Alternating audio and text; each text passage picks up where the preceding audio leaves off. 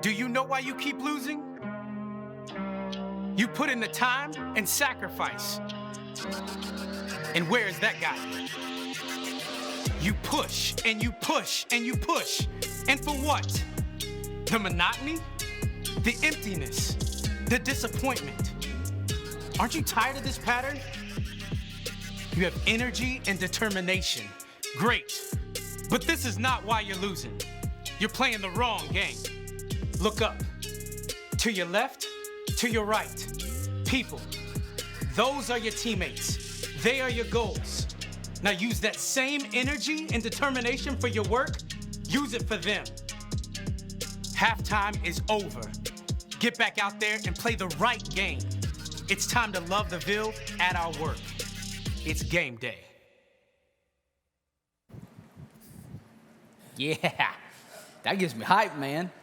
It's game day, y'all. Welcome to church. Hey, if you're out in the lobby getting coffee, taking your time, you better get in here because we're starting off hot, straight from the top. Hey, my name's Tyler McKenzie. I'm the lead pastor here. I am really, really thrilled that you guys have joined us here today. If you were here last night, last night got this thing off to a good start, and we're just going to keep it rolling today. Now, here's something I said to you at the beginning of the series, and I want to say to you again, all right? Every single weekend, I believe I get the opportunity to stand before one of the most high potential, high capacity, high accomplishing congregations on the face of the planet Earth. Like the leadership capacity in this room every single weekend is tangible, y'all. And honestly, sometimes I got no idea why you keep coming back and listening to me. Like I'm genuinely surprised when you keep showing up. I think it's just because I speak on behalf of God, right? Now, here's the thing though. Here's the thing. All right, that really, really kind of, surprises me as a pastor, and that I just feel like I'm compelled to point out to you over the course of this series. While many of us in this room bring all sorts of intentionality into our families, into our schedules, into our workspaces, every single day, when it comes to the most important arena of our life, our faith, which is supposed to be the foundational, the framework of it all, most of us we just wing it, right? We just wing it. Like if I were to ask you, what's your strategic plan over the next year for your spiritual development? Most of you would laugh. If I were to ask you, hey, do you have a line item in your budget called kingdom giving? Most of you would roll your eyes. If I were to ask you, hey, do you take a day or two quarterly for spiritual development rather than just professional development? Most of you would be like, I've never really thought of that before, right? Don't you see? I know this room is chock full of leaders. I do. But what I wish is that our leaders in this room would take that same sort of strategy and intentionality that we take into the rest of our lives and take it to our faith.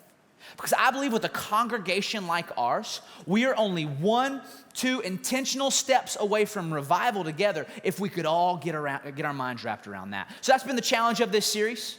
All right, this is the first of 4 Playbook series that we're doing over the course of the year. And each 4 of the series, we're going to be focusing on a different arena of your life. We've been focusing on the workspace. And so today, we are going to talk specifically about how to take the love of Jesus into the workspace as we bring this thing to a close. After the service is over with, we're going to have kind of like a Sunday school hour, topical breakouts, if you will, which will be really, really great. And hopefully you leave after the next hour and 45 minutes with some really practical stuff. Now, without further ado, I get to welcome 2 amazing guests to our stage today to help give us a little bit of advice and inspiration on our workspace. So first and foremost, I'm going to welcome to our stage Scott Satterfield, the ACC Coach of the Year. He puts the SAT in Saturdays around this place.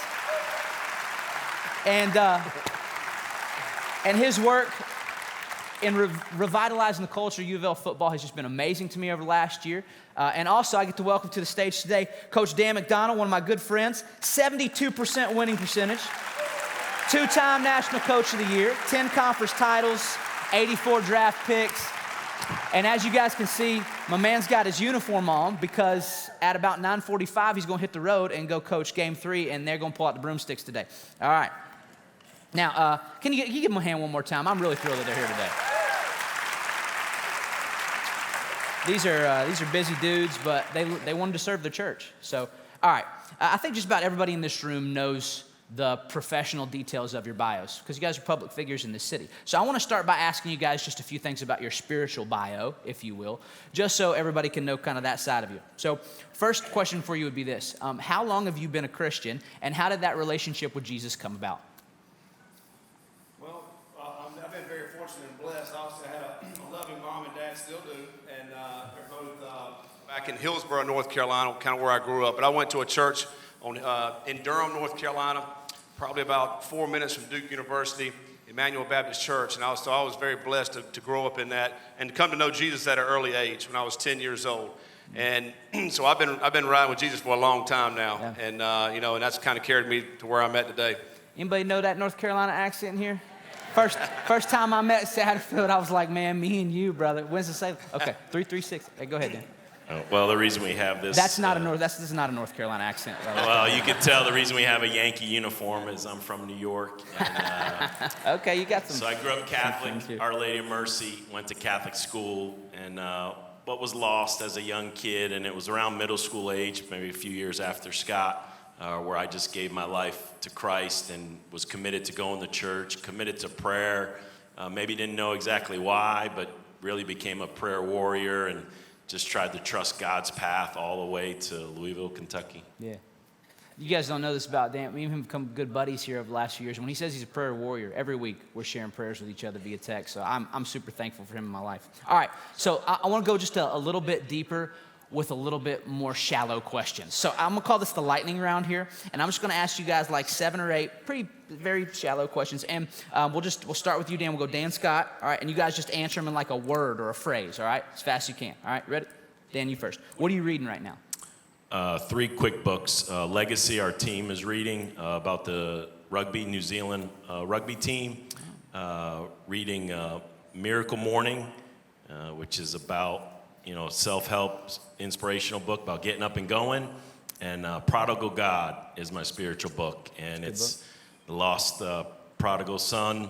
And it's as you read it, it kind of hits you in the chest because we focus on the lost son, the young son who runs off and parties and does his thing. What we don't focus on is the elder son.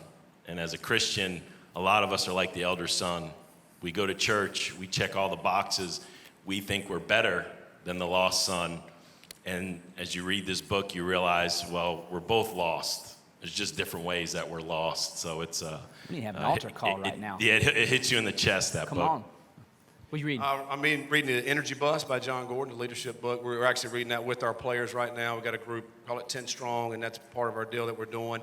And then a John Maxwell book, 21 Most Important Minutes of a Leader's Day. Your 10 Strong's like your leadership core on the team that you invest in? Yep. All right. So this is a foodie town. What's your favorite restaurant in Louisville? Well, there's a lot, but I'm a Waffle House guy.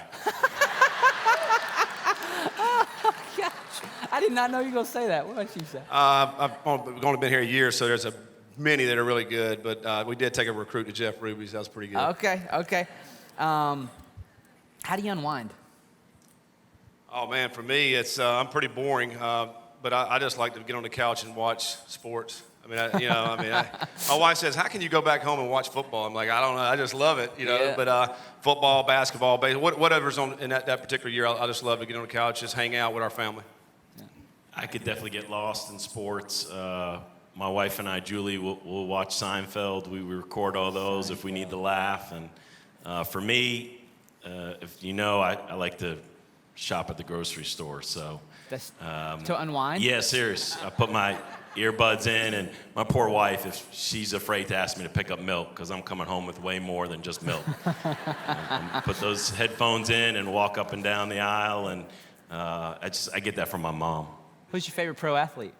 Sports guy? For me, it's Michael Jordan, North Carolina. There you go. Guy, but he's a great player, obviously a great athlete.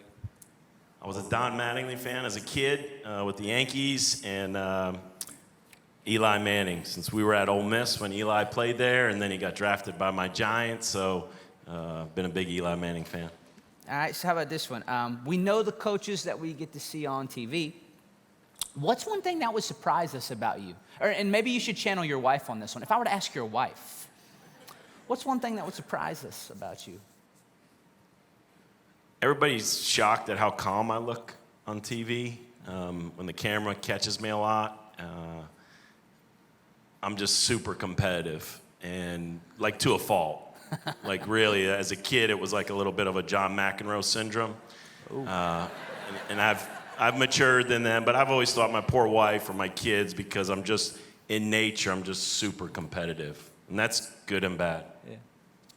I think probably, I thought about this question about what would surprise me. I don't know if there's anything. I'm pretty boring, really, to be a football coach. But one thing I love doing, and I've always have, is I grew up, my dad was a paving contractor growing up, so I was in construction my whole life growing up. But I like building houses. I've probably built 11 or 12 houses over the last 20 years, so cool, I enjoy that. And I'm the guy that can't change the light bulb, so that makes me feel. Me too. So I'll call you, Scott. All right. So let me ask you this: when it comes to your relationship with God, what do you do regularly to connect with Him? Going back to the miracle morning, and I've always thought, I've read you could win the mornings. It's what time you set the alarm clock. Spend time in prayer. I do the FCA Coaches devotion. I text it to one of my best friends who's also a college football coach to kind of hold each other accountable. And as I wake up earlier and earlier, I kind of realize I think it's God nudging me sometimes to get up and get started and win the morning, because once it seems like you get to the office or you get into the day, the brain is just racing. So I find spend my best time with God in the morning. Anyone else identify with that? Like, if I don't get it done in the morning, sometimes I don't get it done, right? What you mean? I think for me, it's, and I've heard, you read, you grow up, first time in the morning is when you should do it, because that'll be with you throughout the whole day. But sometimes that doesn't happen, if you're being honest. I love it when it does happen. I have a book on my desk in my office, Psalms and Proverbs, and so it's a great time just to get in there, even if it's 5, 10, 15 minutes, and it's amazing to me how you can just read a couple of verses and it's going to be relatable that day. That something's going to happen to you that day that you can revert back to that if it doesn't happen. But for me, throughout the day, you're always praying, you're always talking to God, and no matter what's going on. And I think that's, obviously a guiding light for me and how we do our program, but also how we live life. Yeah. So speaking of God, this is maybe the most important question that I'll ask all day. When Kentucky plays U of L, who's God cheering for? It's got to be Louisville, right? There might be a few people. In my chair is Louisville for sure, okay. 100%. The God you know. All right. The one I know. Dan's not touching that one. Okay. So this series is all about practical ways we take faith to work. So I'm going to ask you guys some practical questions about how you guys take faith to work, and maybe people can take some inspiration or tidbits from these. So let's get super practical. First, I just want to keep it general. How do you unleash Jesus' love at work? Like, what in the world does God have to do with baseball and football, man? How you take him there?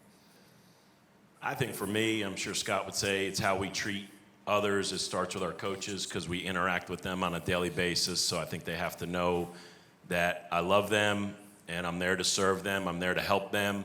It trickles down to the players. I think the players have to know that you love them and you care for them. More so, we have prayer at practice every day.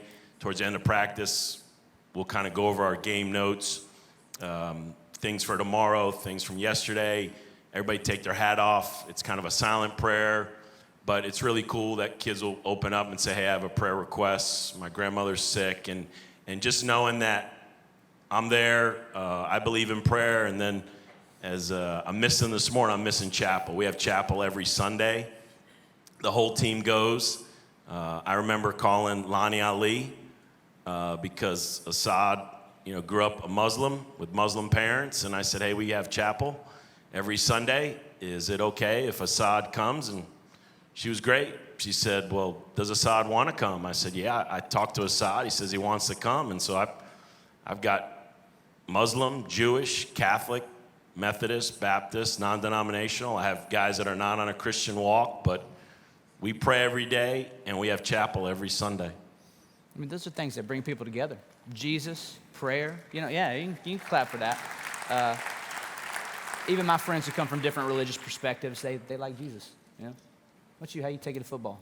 Yeah, I think the same way. Obviously, it's how you carry yourself on a daily basis and how we treat our staff. I mean, and it starts with love. I think, for me, coming into this program last year, was eye-opening for me. I think, Where I came from at Appalachian State, the way we ran our program there, I played for and coached for a guy by the name of Jerry Moore, a huge influence in my life, and a great impact with so many of the players and the coaching staff. But the way he handled us coaches and us players, I've tried to carry that on here.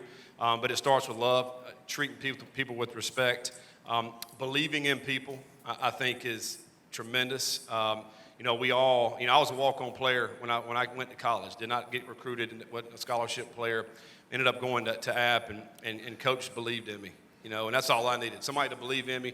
So I try to do that with our players. I try to do that with our coaches. There's several things that we do. Like right now, we're doing we got a weekly devotional we're doing with our coaching staff, really anybody in the building. I think last week there's probably close to 40 guys that were in this deal. Chris Morgan's leading that for us, and so that's one thing we do with our staff throughout the season. When you may ask me a little bit later about the fire, there's another thing that we do with our staff during the season. But I think more than anything that I want to meet people where they are in their faith. There's so many different levels of faith within our guys. There's guys that really hadn't never heard much about Jesus. There's ones that have been to church their whole life. And so, I just want to meet them where they are, love on them, and help continue to foster their relationship and then introduce them to them if they don't know them. That's awesome, man. So let's talk about the fire real quick while you're on it. I remember first game of the season, Notre Dame. It was your first game as the coach, Ville, and I get this call from Chris Morgan. He's like, hey, Sat's been coming to Northeast. He loves it. Would love for you to come talk to the guys at the fire. And I was like, the fire? What's the fire? And he's like, well, and he kind of explained it all to me. I want to let you explain that to our congregation because I thought this was one of the coolest things. And I can promise you this, there is not another Power 5 football school in the United States of America who's doing something like this. So I was super inspired by it. Tell them about the fire. Yeah, again, it started back at App State as something that when Coach Moore first got there in '89, wanted to be able to have a mentor when he gets there. So he gets there, a guy by the name of Dr. Furman, kind of mentored him, and he started this thing we call the fire. But it's Wednesday nights throughout the season, and Tyler's right. Nobody in the country really is doing this. During the season, it's so busy. You're focused on your opponent. You're focused on recruiting, all these different things. But after practice on Wednesday, we go to my house, and we build a fire in the back. And by the way, it's pretty hot here. Like in the mountains of North Carolina, it wasn't that hot, so the fire was pretty good. That was a hot night. But we're building a fire now here in September. Like, man, we don't get too close to it, Yeah. But I guess it's more symbolic fire. It's a little bitty fire about this big. Yeah. But in Boone, North Carolina, we got a big fire. But anyway, we have this fire, and we kind of get around and we bring in someone to speak. And Tyler was able to come down and speak to us and really just share. It's basically we're trying to share life lessons, life principles, and then we pray. We pray for our coaches. We pray for our team. And this is during a busy time each and every week. And I just think for me, it brings us back to the purpose of why we're here and why we're doing what we're doing. And which is unheard of. In the midst of such competitive, Power 5 football, ACC, getting ready to play at Notre Dame, and then and then we're in the middle of the week, and we're talking about Jesus. And I think that's an awesome thing. I think it just put perspective for why we're doing what we're doing. Perspective, that's so good. Yeah, it does. Yeah, praise God. I was super impressed by the culture of your coaches. I mean, it was about leadership. It was about prayer. It was cool that people were sharing prayer requests to each other. And then Wendy's. They ate Wendy's. I said, why? You guys got to have like a food budget for Wendy's. Why you eat Wendy's? And I asked one of his assistants, like, why Wendy's? And he got real serious and looked at me. He's like, we've been doing this for 25 years. So Wendy's is like, however long it is, like Wendy's is the thing. So Dan, I want to ask you, man, you've got something kind of similar to that. Every 4 years, you take the guys to the Dominican Republic. In fact, we got some pictures. If you want to roll through some of those DR pictures right now. It's a baseball trip. But it's also an outreach trip, if you will. So talk a little bit about you and the guys in the DR. The NCAA lets you take an international trip, every 4 years. So we went, I guess it was about 5 years ago. I had been on a mission trip myself, and if you've heard me say that many, many years, I sat there in those seats and never felt like I was mission worthy. I think that's the devil attacking us. It's easy for us to sit there and go, well, man, I got too much junk in my closet. I'm a sinner. I've always looked at that mission guy, with the beard and the granola look, and I'm like, man, I'm just not where they're at. Like, they're at such a higher level than me, but I was helping raise money for SCORE International, Coach Keith Madison, 25-year head coach at Kentucky, and we're great friends. And I was raising money, and I just felt this calling, hey, you've been raising money for 3 or 4 years. You need to go down there and see what this is about. So I went with about 200 coaches, and I thought, wow, I am mission worthy. We're all mission worthy. And I need to bring my team back. And so brought our team 5 years ago. Unbelievable experience, just to serve, to love. And so we just went back again this fall. Tyler went with us 5 years ago. We sent Colin Lyman from Northeast, who played for me this year. And it's just to get to a third world country, to see the smiles on their faces, to teach them they can serve, that they're mission worthy. And when we got back, I stood on the bus and I said, guys, the flame is lit. The key now is we have to keep the flame lit. It's easy for that flame to burn out. Like you could do something great for a weekend or a week and then just go back to your normal life, if you call it that. But felt like when you're inspired from a trip like that, let's keep the flame lit. And so we did. And at the end of the fall, we had more community service hours than any team in the country, because that trip there, and then it inspired us right back here in Louisville to serve. As you say, love the Ville. We're definitely trying to love the Ville. No doubt. You know what blew my mind is when I went 5 years ago, I remember you guys had everybody out there.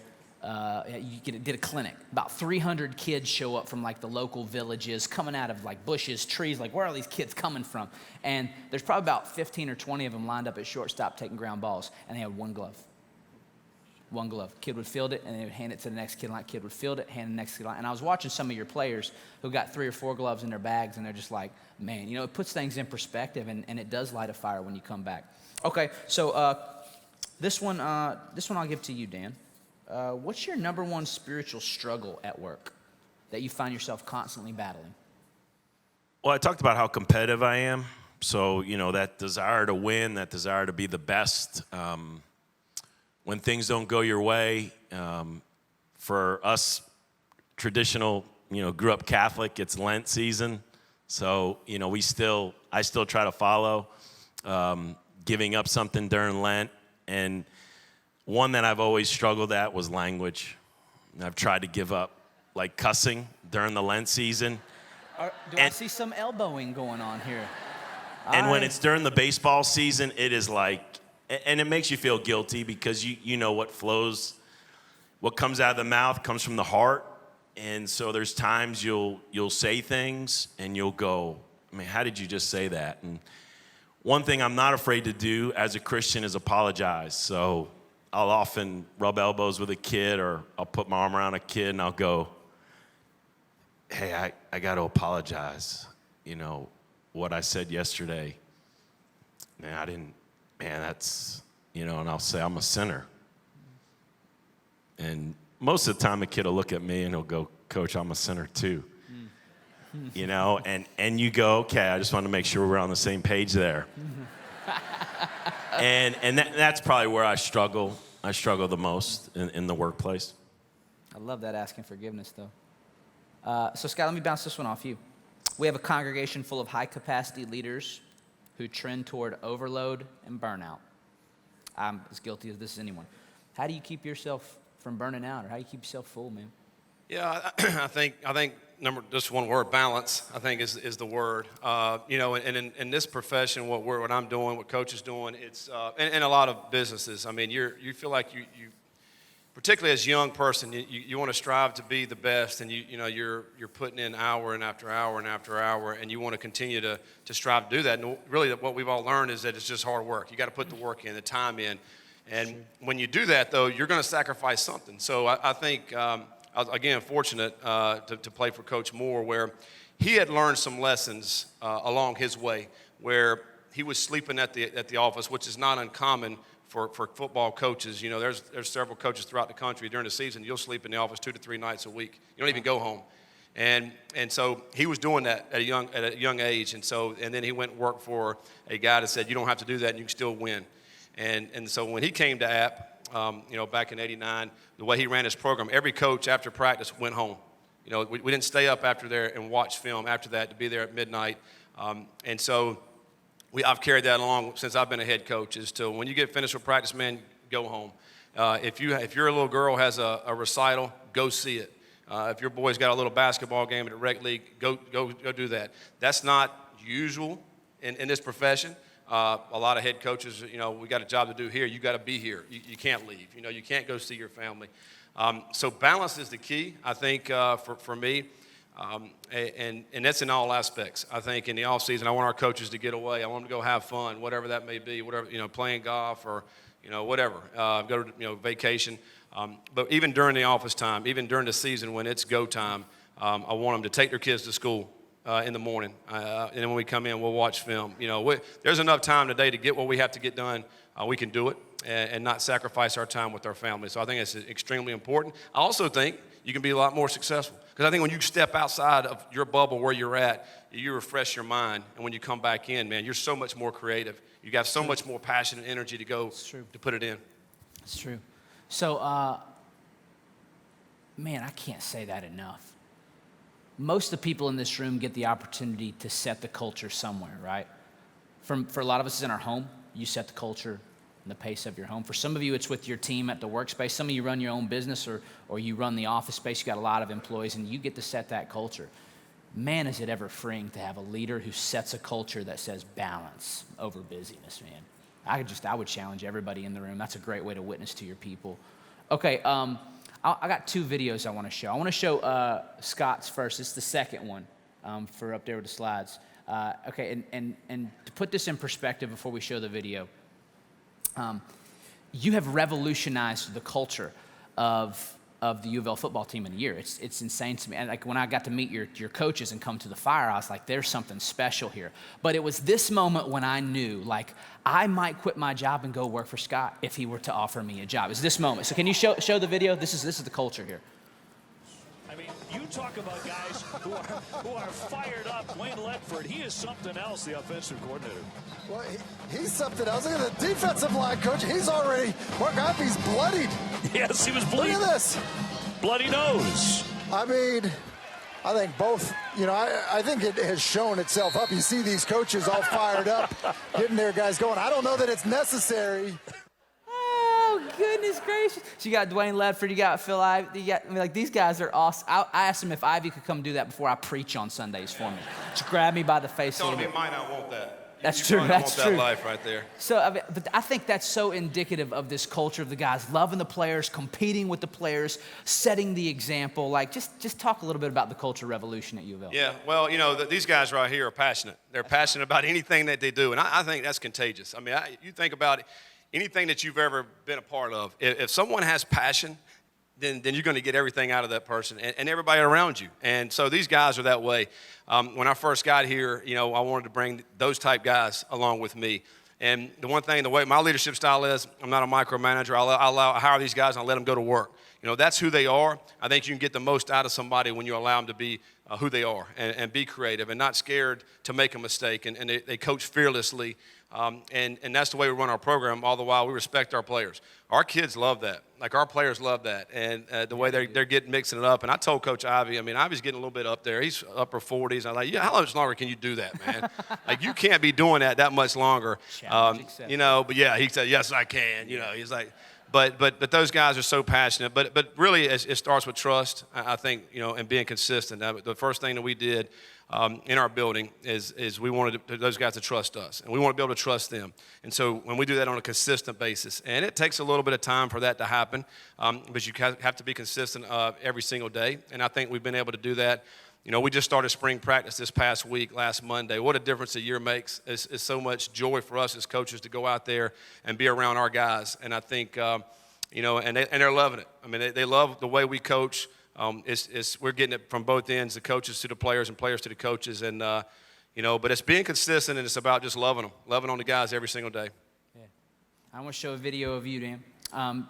You've had some big wins. You've also had some tough losses over the years there. I've seen some of them firsthand. 5 years ago, probably was one of the toughest, Cal State Fullerton, Game 3 of a super regional. Winner goes to Omaha, 11 innings. There was the controversial fair foul call. Some of you guys might remember watching that game. Ball was clearly foul. And after the game, With emotions still fresh from the loss, you were feeling the pain of the great season coming to an end. Got microphones put in your face, asked to respond, and I remember being so inspired by this. Can you show that clip of Dan at that press conference? All right, guys, thanks. Last thing, because these are the times you're glad you're a Christian. These are the times you're glad you have a spiritual faith. You hear me quote the Bible when we win. I'm not perfect.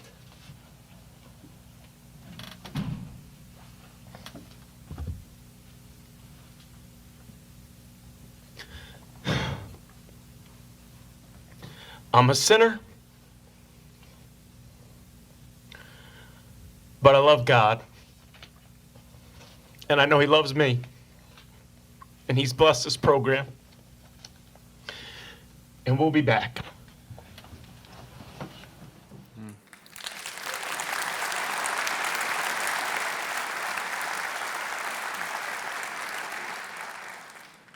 Talk to me about that moment. What made you say that? You pray, especially in the postseason. Your prayers are strong throughout the year, but it seems like when you get in the postseason, man, those prayers are diligent and faithful, and you're praying that you make the right decisions and say the right things, do the right things, and you just trust God in those moments. And, amazing, 12 months later, we lose on a grand slam in the Super Regionals. So it's not like it gets easier, but it kind of goes back to the Prodigal God book, where I've been critical. I'm not a big award show fan. My wife Julie, bless her heart, all those music awards and Oscars, and it seems like every Sunday night one of those shows is on, and I've always been so critical of the actor or the musician who gets on stage and gives his political view. And why do they got to say that? Do I really care? I don't want to hear that. And maybe it's because I don't agree with what they're saying. And then I realize, wait a second, man, you do that in your press conferences, So I often wonder how many people see those press conferences and go, man, why has he got to do that? Why has he got to talk about God in a press conference? And I just feel like that's God, calling me to say, hey, man, I put this microphone in front of you, and through the good and the bad times, now's the time to show your faith. And so I felt like I've been a little more prepared the last few years. And when we beat Kentucky in the Super Regionals, I had a poem already written out that was from a book, Through the Eyes of a Lion. And I gave it to Drew Ellis to read it because I didn't think I'd be able to read it because I'll get emotional. And then last year we won the Super Regionals. I had a text from my buddy Rock, the college football coach, and he talked about using these moments through the good and the bad to glorify God and share your faith. And so I did, and I saw a coach speak on a video a couple months ago, and he had this kind of poem on the screen, and I screenshotted it, and I already have it on a piece of paper, and I'm saying to myself, man, we're gonna win the national championship. And at the end of the press conference, this is what I'm reading. And it just talks about being a Christian. It talks about our highs and lows and our challenges daily, and I thought, man, this is what God wants me to say. But the reality is I probably have to read it even if we don't win the national championship. But in my mind, I'm thinking I'll read it after we win the national championship. Yeah. So we are simply out of time. I wish we could go all morning, but any final words you would say to your church, just of encouragement? I'll go. Tyler let us look at the questions, and not that I really studied them or anything, but one question that stuck out was, I think, what was your greatest achievement? Yeah. Your greatest moment. What's your greatest achievement? And I swear I'm not saying this to score points, but I immediately thought of my wife, Julie. And I didn't answer it when he asked about my spiritual growth because I was going to say it during that. I met Julie in college, and she was like the first person I'd ever met who like did devotions, who wrote notes down, had a journal. And I'm not here to dog being a Catholic, and my brother will disown me if I do. I got great memories growing up being a Catholic, but maybe I just didn't have a relationship with Jesus. Maybe there's some things I didn't grasp. And Julie was the first person that you read the Word, you write the Word down, you study the Word, you have a relationship with Jesus. And we've been on this spiritual journey for 25 years now. And as we've gone through the ups and downs, praying together, praying out loud, learning and growing through this time, I would just challenge you, if you're married in this room, man, get with your spouse, and if you guys can grow together, what that will do for your relationship with God, what that will do for your relationship with your kids. And believe me, we haven't figured this out. We're not counselors, we're not experts, but we've got one in college and one in high school, and we've been on the roller coaster of life. And I look forward to the next 25 years with Julie, because I just know God put her in my life, and there's no way I'm sitting on the stage today, I'm a college coach, I am who I am, without that bond that we formed in college. And I always say she was like a ladybird in Louisville, she was a cougar at the College of Charleston. So she looked great in black spandex.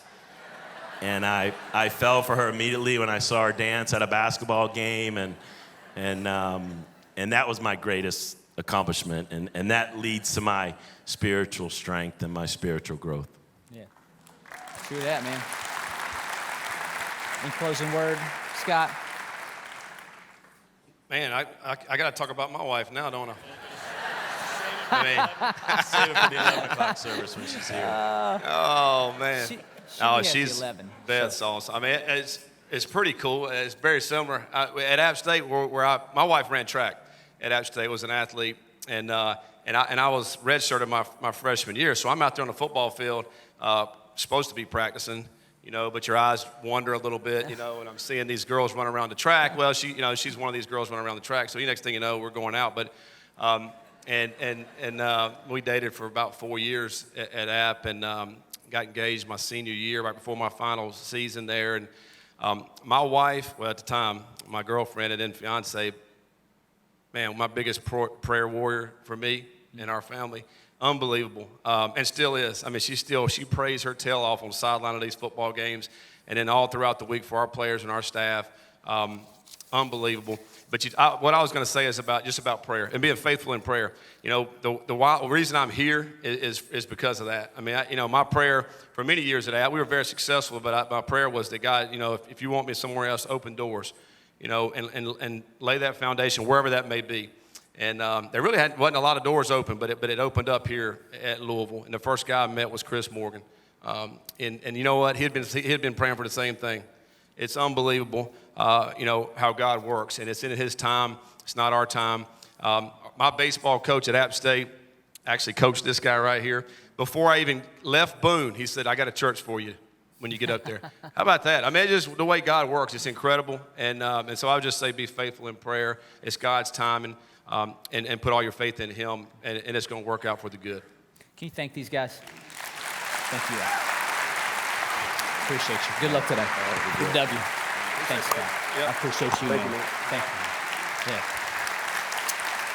Good stuff. I'll ask our communion servers to head back, grab the communion trays, if you would. Communion folks. That's an amazing thing. It is providential how Dan and especially how Scott ended up here with us. All right, we're going to transition now into a time of communion and then worship for the rest of our service. We're just going to sing, we're going to pray, and I'll go ahead and ask our communion servers to come on forward, and you can start passing communion. As I do, grab a little piece of the bread, a little cup of the juice, and hold on to it. We'll take it together as a congregation at the end of this time. What I'd like to do in response to some of the truths that were just laid down by Scott and Dan is I would just like to reflect on it. Reflect on your workspace. and reflect on how you might take Jesus' love, his cross-shaped love, into your workspace. All right? I'm going to give you one simple prayer. It's a prayer we prayed last night as a congregation, and then a few ideas underneath it. They'll be on the screen behind me. And why don't you just take a moment to pray through some of these. Here's the guiding prayer for our time today. I want you to go before God and say, God, help me to remember I'm really working for you. Take a moment and pray that to him.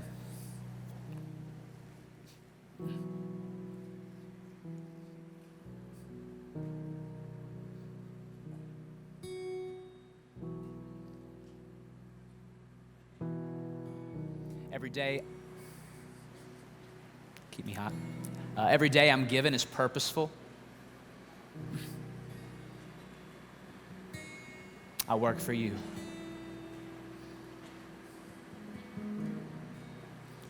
Every breath I take is a gift. I work for you.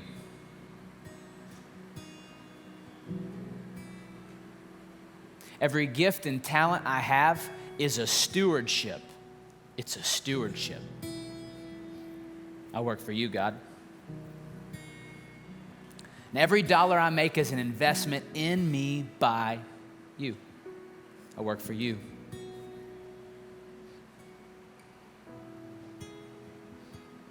Every person at my job is loved by you, created in your image, died for by Jesus. I work for you. My workplace is your mission field, God. I work with you. In fact, I want you to say this to God today. Say this to him in your prayers. You have put me here because you believe I am the best person in history to reach these people. I work for you, God.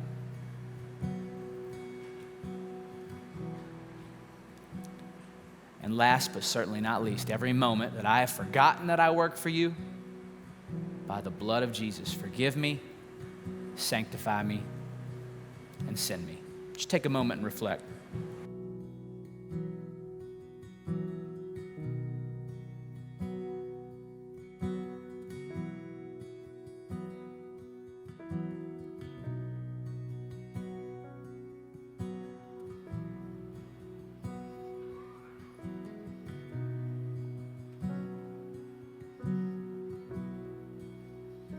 As you finish up a time of meditation and you have that piece of bread in your hand that reminds you of the body of Jesus, let's go ahead and take that together as a church family.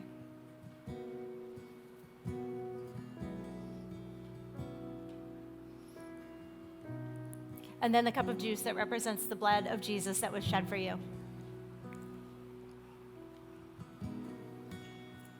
Will you pray with me? God, thank you so much for the gift of Jesus. Thank you for the gifts of every single person in this room. God, you have empowered them in specific ways to love on specific people, and I am so grateful for that. God, thank you for the gift of Jesus that allows us to unleash that kind of love that you unleashed on us. We are so grateful for it, and we praise you in his name. Amen. At this point, I'm going to ask our servers to come forward one more time. They're going to go ahead and collect our offerings. Again, you are always able to give on our app or online at necchurch.org/give. Anytime you give to Northeast, you are helping us live out that mission, that purpose to love the Ville and to unleash the love of Jesus on every person, every day, everywhere. One such person who has experienced that kind of love is David Sims. He's going to come out right now and he's going to share a little bit of his story with you all.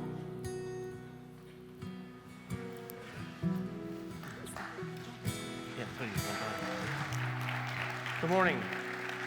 I thought I was a little nervous, but I'm really nervous now after I follow those two guys, and they didn't tell me I was going to do that. Maybe there's a reason why.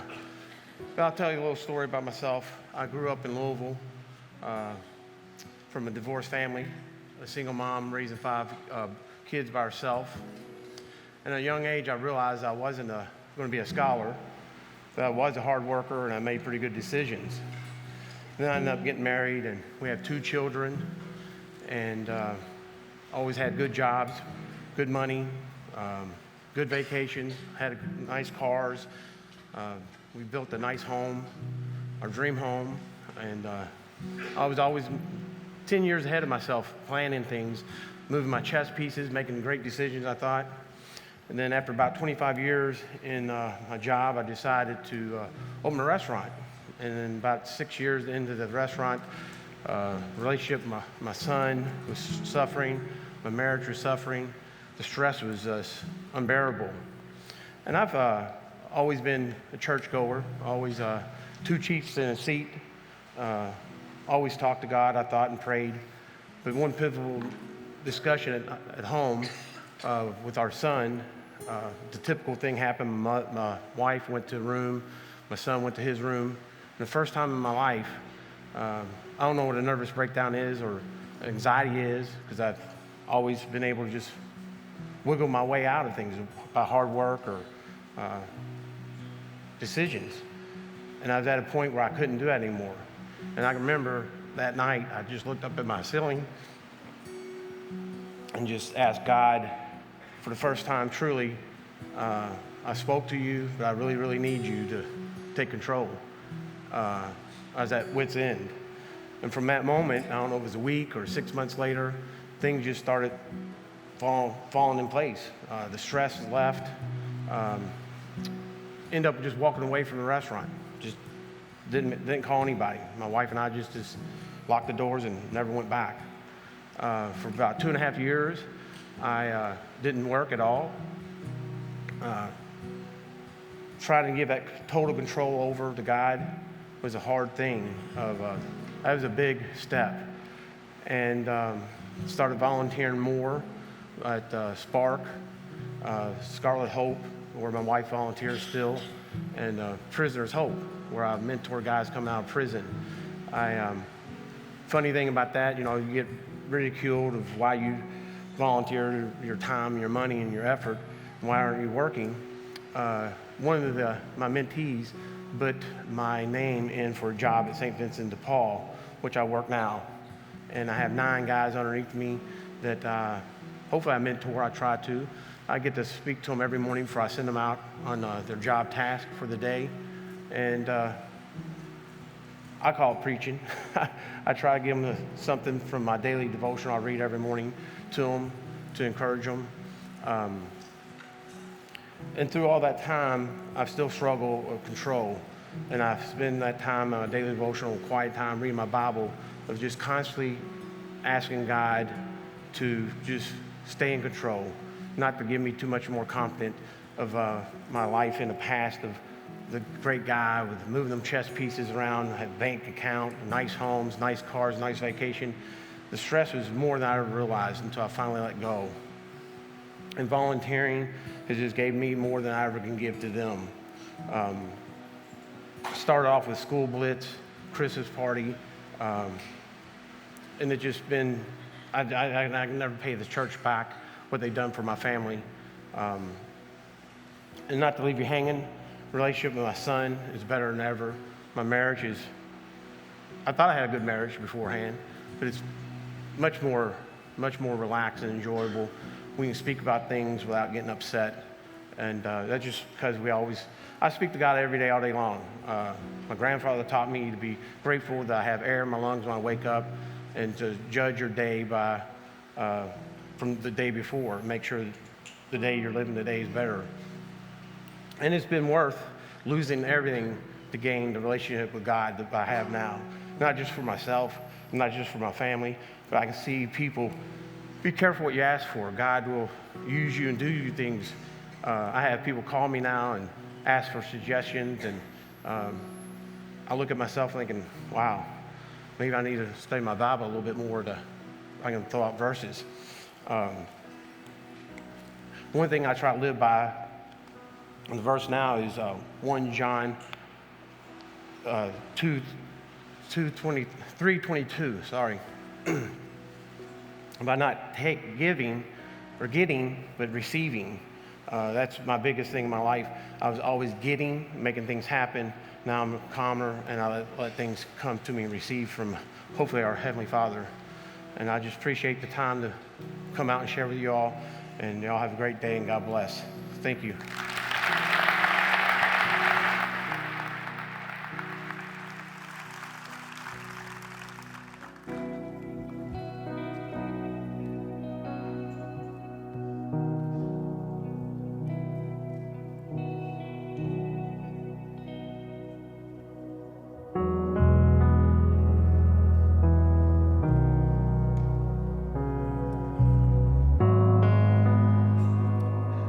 Come on, stand and sing with me. What you can do, oh God of wonders, your power has no end. The things you've done before, in greater measure, you will do again. 'Cause there's no prison wall. 'Cause there's no prison wall you can't break through, no mountain you can't move. All things are possible. But there's no broken body you can't raise, no soul that you can't save. All things are possible. The darkest night, you can light it up. You can light it up. Oh God of revival, let all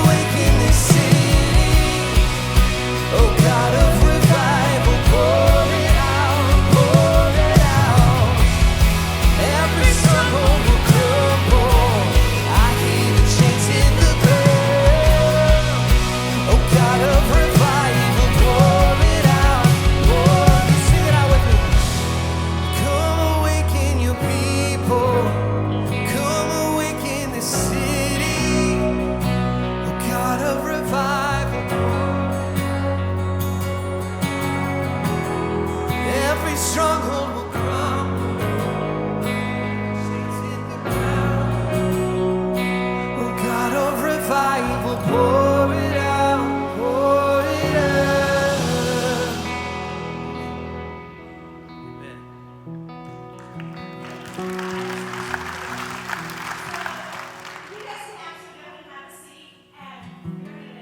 Dig into something very important here in just a second. If you've been at Northeast for any amount of time, including this morning, you know that we like to say love the Ville an awful lot. And that is because it's not just something cool that we think is a clever catchphrase that looks good on a t-shirt, which it does, mind you, but that is not all that love the Ville means for us here at Northeast. We want it to be more than a slogan or a catchphrase or a philosophy of ministry.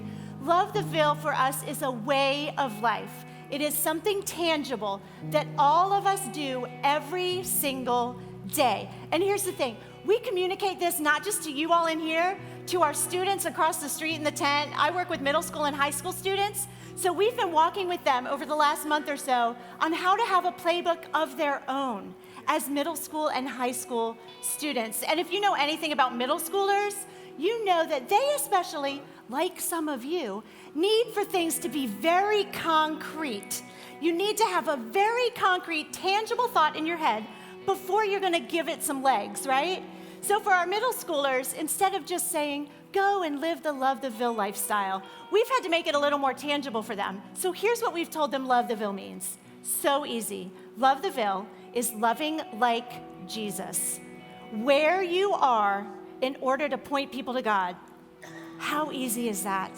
You know what else is super easy? So in my own personal playbook, I have a guiding verse that I wrote down for this, and it is Galatians 5:6.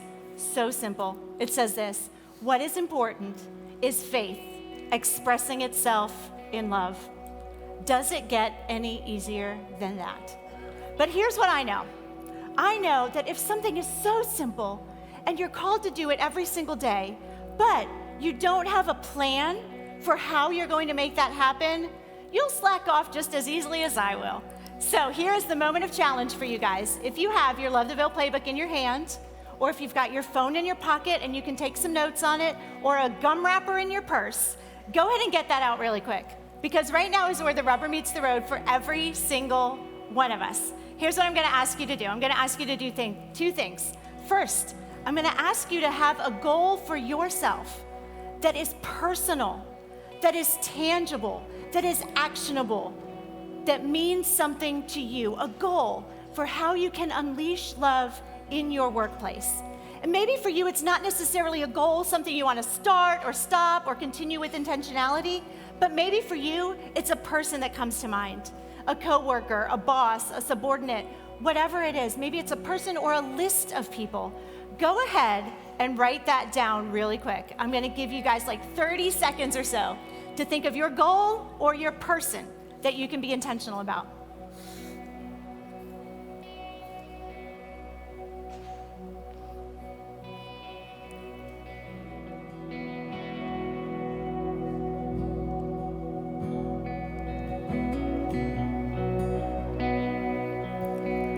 And then there's one more thing I'm going to ask you to do. And for some of you, this is going to be even harder than the first. Who is someone that can hold you accountable to that? Maybe it is a coworker who's like-minded. Maybe not even necessarily someone who goes to Northeast, but someone who can partner alongside of you to unleash the love of Jesus in your workplace. Maybe you can bring a coworker in to hold you accountable. Maybe it's somebody in your small group. Maybe it's your spouse. Maybe it's your kid. Oh, kids are very good at telling you the things that you need to work on, so maybe it's your kid. Who is going to hold you accountable? Someone that you can share with, hey, here is my goal for what I want to do at work. Here is the person I want to show some love to. Who's going to hold you accountable? Go ahead and jot that name down really quick.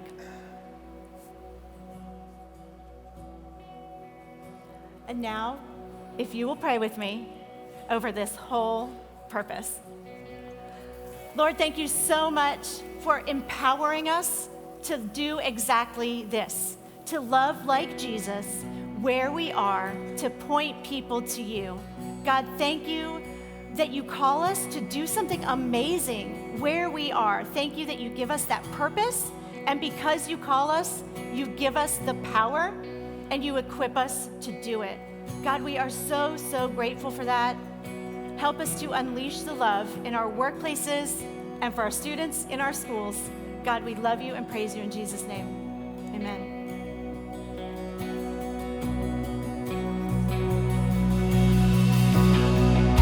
Hey, before we get out of here today, I want to invite you to stand one more time. Let's sing this again together. Let's close out this time strong. Sing this with me. Come awaken your people. Come awaken this city. Oh God of revival, pour it out, pour it out. Every stronghold will crumble. I hear the chains hit the ground. Oh God of revival, pour it out.